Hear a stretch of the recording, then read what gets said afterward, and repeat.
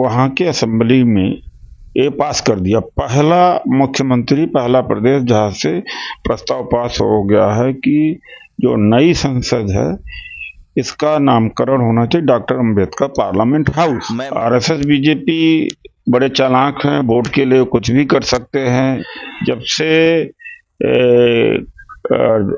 बिहार से सरकार, साझी सरकार गिरी है, बीजेपी आउट हुई है, तब से राजनीतिक परिवेश में बदलाव आया। लेकिन उससे भी ज्यादा जो बड़ा बदलाव दिख रहा है वो भारत जोड़ो यात्रा से काफी, और संविधान को बचाना, आरक्षण को बचाना है, देश को बचाना है, महंगाई को रोकना है, रोजगार देना है, तो सबको मिलके करना चाहिए।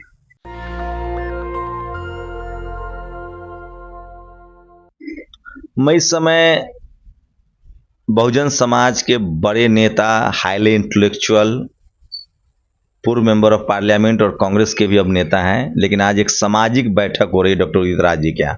मेरे कैमरामैन आपको दिखाएंगे, एक बड़ी बैठक हो रही है। इसमें ही जब सेंट्रल विस्टा प्रोजेक्ट का नींव रखी गई थी की जगह 2020 में, उसी समय उदित राज जी ने उसका नाम डॉक्टर अंबेडकर संसद जो नया बनने का प्रोजेक्ट आया था 2020 में, सेंट्रल विस्टा जिसको कहते हैं, डॉक्टर उदित राज जी ने ये प्रस्ताव दिया था कि इसका नाम डॉक्टर अंबेडकर साहब के नाम पर हो, जिन्होंने इस देश को संविधान दिया, डेमोक्रेटिक सिस्टम दिया, जो इस देश को एडमिनिस्ट्रेटिव सिस्टम देने वाले और जो आधुनिक भारत के निर्माता हैं। अब ये बात तेलंगाना के जो मुख्यमंत्री है केसीआर, उन्होंने भी विधानसभा में पारित कर दिया है। आज बहुजन समाज के इंटेलेक्चुअल्स की बैठक हो रही है, मेरे साथ डॉक्टर उदित राज हैं। क्या है, आप लोग जो 2020 में सोच रहे थे, अब वो 2022 में इस पर बहस होने लगी है, इससे फायदा क्या होगा समाज को अगर बाबा साहब के नाम पर नया संसद होता है तो? नहीं, तो ये सवाल ही गलत है कि फायदा क्या होगा। इसलिए कि जब दीनदयाल उपाध्याय का नाम होता है, नेहरू जी का होता है, गांधी जी का होता है, तो उनके जो आइडियल्स होते हैं, वो जो विचारधारा होती है, फैलती है उससे। तो सवाल तो उसका सीधा यह है कि जब उनके नाम से होगा तो जो भारत के समाज के लिए उन्होंने जो कार्य किए हैं, महिलाओं की मुक्ति का काम किया और दलित आदिवासी के मुक्ति की बात किया, सामाजिक न्याय की बात किया, वो चर्चा में आएगी और वह जो दर्शन है, उनका जो विचार है, उसको और महत्व मिलेगा। हुआ यह था कि 6 दिसंबर 2020 को तेलंगाना का जो अध्यक्ष है महेश्वर राज ने पत्र लिखा, और इधर उस समय कोविड भी था, तो हम लोगों ने 10 दिसंबर 2020 को एक डेमोन्स्ट्रेशन किया जंतर मंतर पर। हालांकि उस समय बड़ा मुश्किल था, कोई निकल नहीं सकता था, लेकिन ऐसी डिमांड ही थी। तो अब चूंकि कंप्लीशन के करीब हो चुका है नई जो संसद है, तो ऐसे में सही समय है कि हम इस बात को उठाएं। तो फिर के महेश्वर राज जो तेलंगाना परिषद के अध्यक्ष है, उन्होंने फिर गदर हैं, बड़ा क्रांतिकारी नेता है, उन्होंने बड़ा गाइड किया, साथ दिया। फिर रेवंत रेड्डी जो अध्यक्ष है तेलंगाना के कांग्रेस पार्टी के, उत्तम कुमार रेड्डी हैं, वो एमपी हैं, और लीडर ऑफ अपोजिशन हैं भट्टी हैं। तो उन लोगों ने केसीआर के सामने, जो चीफ मिनिस्टर है तेलंगाना के सामने, ये बात को रखा। और फिर परसों की बात है कि वहाँ के असेंबली में ये पास कर दिया, पहला मुख्यमंत्री, पहला प्रदेश जहाँ से प्रस्ताव पास हो गया है कि जो नई संसद है इसका नामकरण होना चाहिए डॉक्टर अंबेडकर पार्लियामेंट हाउस। मैंने इसीलिए सवाल किया था कि बहुजन समाज के लोग, SC ST OBC माइनॉरिटी के जो लोग हैं, वो आइडियोलॉजिकल वार को अब तक समझ नहीं पाए। कर्पूरी ठाकुर हो, कांसी राम साहब हो, जगजीवन बाबू तक हो, उनके नाम पर कहीं कोई मूर्ति चौराहा नहीं है। मायावती तो अंबेडकर पार्क बनाने की वजह से चुनाव भी हार गई। तो क्या जिस समाज को रिप्रेजेंट करते थे वो, जिस देश समाज को सबसे ज्यादा अधिकार दिलवाए, लड़ाई लड़ी, वो आइडियोलॉजिकल बार, आइडियोलॉजिकल आइडेंटिटी को समझ नहीं पा रहा। इसलिए मैंने पूछा था कि उसको कैसे मैसेज कन्वे करेंगे कि ये बहुत जरूरी है आइडियोलॉजिकल वॉर के लिए। इसलिए कि जब पार्क का नाम होता है, पुस्तक होती है या नामकरण होता है तो चर्चा होती है और सम्मान की भी बात होती है, गौरव की भी बात होती है। और डॉक्टर अम्बेडकर का योगदान संविधान निर्माण में सबसे ज्यादा है, तो ऐसा ही ट्रिब्यूट होगा, सही श्रद्धांजलि होगी। और जो दलित समाज के लोग कांग्रेस को भी संदेश के देश से देखते हैं, वो उनमें भी एक अच्छा मैसेज जाएगा। आरएसएस बीजेपी बड़े चालाक हैं, वोट के लिए कुछ भी कर सकते हैं। तो मैं चाहता हूं कि ये काम करवा लिया जाए। काम कर नहीं करेंगे कि नहीं करेंगे तो हमारा संघर्ष कर देंगे। लोग कह रहे हैं कि कर देंगे, तो उनको आइडेंटिटिकल पॉलिटिक्स में मास्टर है, ट्राइबल राष्ट्रपति, तो अंबेडकर इंटरनेशनल सेंटर कर देंगे। तो 15 अक्टूबर 2022 के दिन अल्टीमेटम दिया गया। अगर नहीं होता तो फिर बहुत बड़ी रैली करेंगे।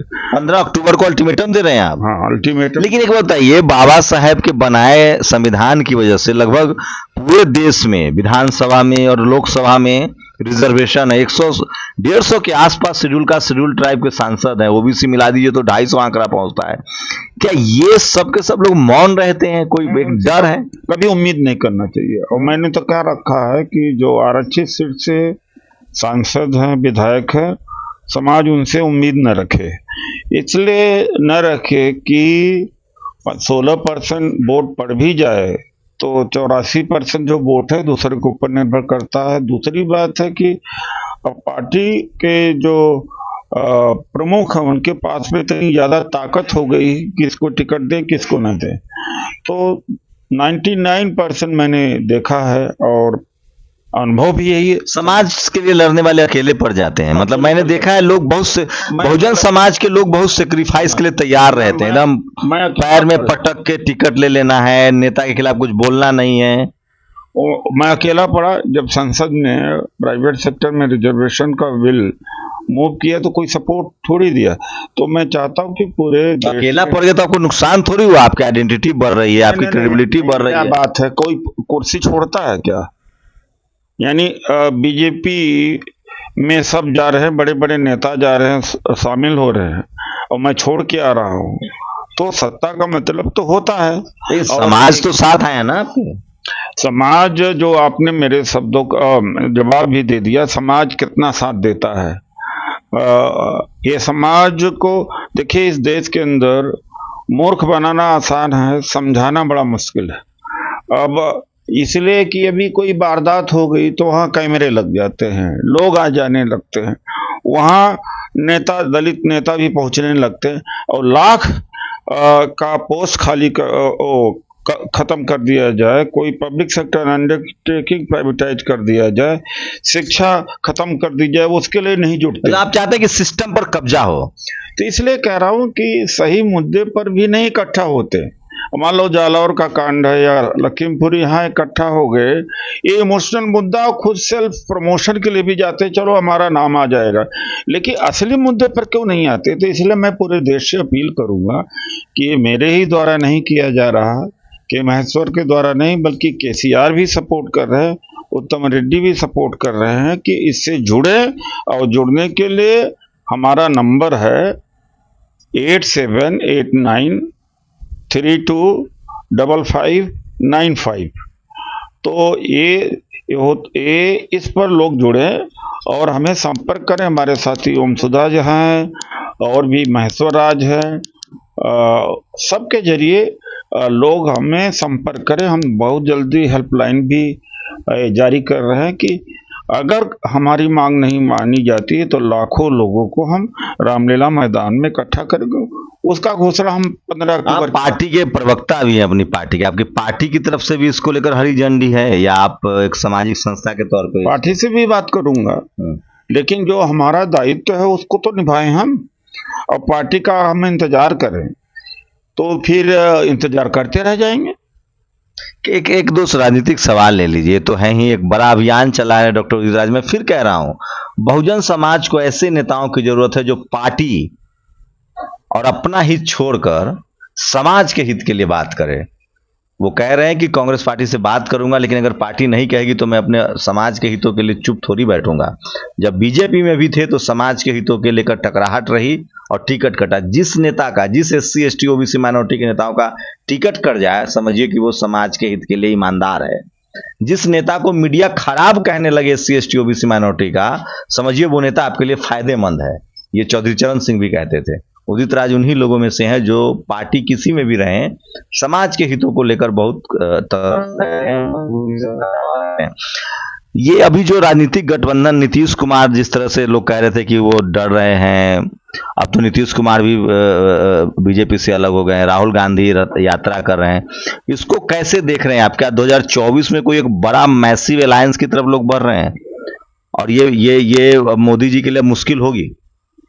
देखिए, ये राजनीतिक सवाल है, उससे हट करके अलग है। जो नई संसद का नामकरण डॉक्टर अंबेडकर के नाम से हो, इस समय तो हम उसी पर अपने को केंद्रित किए हुए हैं। और भारत जोड़ो यात्रा में आगे क्या होता है यह तो परिस्थिति बताएगी, लेकिन एक बात जरूर हुआ है कि जब से बिहार से साझी सरकार गिरी है, बीजेपी आउट हुई है, तब से राजनीतिक परिवेश में बदलाव आया। लेकिन उससे भी ज्यादा जो बड़ा बदलाव दिख रहा है वो भारत जोड़ो यात्रा से काफी, जो कि उम्मीद नहीं थी। अब हजारों हजार लोग जो यात्रा के साथ चल रहे हैं, ऐसा आजादी या ऐसा कभी हुआ नहीं, तो जो उम्मीद हम नहीं थी। लालू यादव नीतीश कुमार सोनिया गांधी से मिलने वाले हैं, नीतीश कुमार भी राहुल से मिले थे, तो क्या लग रहा है कांग्रेस एक बड़े सहमति की तरफ बढ़ेगी? नीतीश कुमार पिछड़ा चेहरा है, मोदी जी पिछड़ा बनकर आए थे। बीजेपी को हराना है और संविधान को बचाना, आरक्षण को बचाना है, देश को बचाना है, महंगाई को रोकना है, रोजगार देना है, तो सबको मिलके करना चाहिए। सबको मिलके करना चाहिए।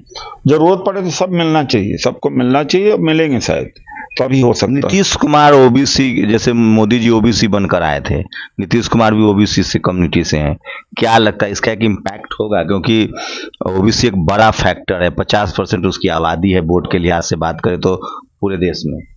OBC तो बैकबोन है बीजेपी का, वो तो बात सच है, लेकिन फर्क पड़ेगा। नीतीश जी से टूट पाएगा वो, OBC हट पाएगा? नीतीश जी से बिहार का जो धरती है वो अलग है, वहाँ बीजेपी को तो बहुत ज़्यादा स्थान नहीं मिलने वाला है अन्य जगह पर। और उत्तर प्रदेश में जैसे अभी लखीमपुर खीरी की घटना हुई और बार बार घटना होती है, तो ऐसा क्यों है? क्योंकि हालांकि बहुजन आंदोलन रहा वहाँ पर, लेकिन बहुजन आंदोलन ने सशक्तिकरण नहीं दिया, जागृति नहीं दिया, जाति जागृति ज्यादा दिया। बिहार में सामाजिक जागृति ज्यादा है, इसलिए बीजेपी जमीन खोज नहीं पा रही। आपकी पार्टी का गठबंधन है JMM और कांग्रेस से झारखंड में 27% रिजर्वेशन का अनाउंसमेंट कर दिया है। छत्तीसगढ़ और राजस्थान में चुनाव है। झारखंड में हेमंत सोरेन के बारे में कहा जा रहा है कि अब वो बीजेपी के लिए वहां कोई स्पेस नहीं बचेगा, क्योंकि OBC को ये हेमंत सोरेन ने बड़ा गिफ्ट दे दिया है। क्या हिंदुत्व की जो राजनीति है बीजेपी की और मुसलमान टाइट वाली, उसका काट आप सोशल जस्टिस में देख रहे हैं और वो अपनाना चाहिए? राजस्थान में भी 27% नहीं है, छत्तीसगढ़ में। भारत जोड़ो यात्रा की मीटिंग थी तो हमने सोशल जस्टिस की बात आज भी उठाई, लगातार पार्टी के अंदर भी हम उठाते रहते। अच्छा, बाबा साहब पर एक बस लास्ट सवाल। अभी उन्होंने अशोक स्तंभ लगा दिया है ऊपर नए वाले संसद पर। कुछ लोग कह रहे हैं, सूत्रों से मैं कंफर्म नहीं हूं, लोग इस तरह के अफवाह भी हो सकता है कि गोलवलकर के नाम पर या फिर सावरकर के नाम पर नए संसद का नाम हो सकता है। बहुत सारी चीजें संभव हैं, और इन्होंने जो लाइब्रेरी है और तमाम हजारों संस्थाओं का नाम SP मुखर्जी, अटल बिहारी वाजपेयी, दीनदयाल उपाध्याय के नाम पर रखे भी हैं, और बहुत संभव है इसके बारे में भी जांच किया जाए। उसके हालांकि सबसे ज्यादा उपयुक्त नाम केवल डॉक्टर अंबेडकर का है, चूंकि संविधान निर्माता मूल रूप से वही हैं। बाबा साहब ने कहा था जो समाज अपना इतिहास नहीं जानता है वो इतिहास बना नहीं पाता है। सोचिए, इस देश में सड़क, नाला, चौराहा, सबका नाम इस देश में जाति विशेष के लोगों ने अपने अपने लोगों के नाम पर रखा। बहुजनों का इतिहास मिटा दिया गया। सम्राट अशोक का इतिहास हो, मौर्य वंश का इतिहास हो, फूले पेरियार अंबेडकर का इतिहास हो, डॉक्टर अंबेडकर का इतिहास हो, कर्पूरी ठाकुर का इतिहास हो, कांसी राम साहब का इतिहास हो, रामस्वरूप वर्मा का इतिहास हो, जगदेव बाबू का इतिहास हो, सोनेलाल पटेल का इतिहास हो, आपके राजनीतिक नेताओं को निस्नाबूद कर दिया गया, मिटा दिया गया। ये सारे सिंबॉलिक बड़े मायने रखते हैं। अगर मायने नहीं रखते तो हर जगह चौक चौराहे पर दूसरे लोगों का नाम नहीं होता। डेमोक्रेसी में, लोकतंत्र में, मानवीय सभ्यता में इतिहास का बड़ा महत्व है। डॉक्टर उदित राज इसी को समझते हुए जेएनयू से पढ़े लिखे हैं, IRS रहे हैं, मेंबर ऑफ पार्लियामेंट रहे हैं, सामाजिक आंदोलन चला रहे हैं। उनकी कोशिश है कि नया जो संसद भवन बना है उसका नाम डॉक्टर अंबेडकर के नाम पर हो, ताकि आने वाली हमारी नस्लें जान सके कि बाबा साहब ने इस देश को संविधान दिया था, बाबा साहब ने इस देश को एक मजबूत डेमोक्रेसी दी थी। आप लोग इनकी मांग से सहमत हैं, असहमत हैं? अपनी प्रतिक्रिया जरूर दीजिए, क्योंकि फाइनली आपकी प्रतिक्रिया सबसे ज्यादा जरूरी है। नेशनल दस्तक की आपसे गुजारिश है कि अगर इसको बचाना चाहते हैं तो नेशनल दस्तक को सब्सक्राइब करने के लिए रेड कलर के सब्सक्राइब बटन को दबाएं, फिर बेल आइकन की घंटी दबाएं। नेशनल दस्तक को बचाने के लिए बहुत जरूरी है कि हर खबर को शेयर करें, लाइक करें, कमेंट जरूर करें।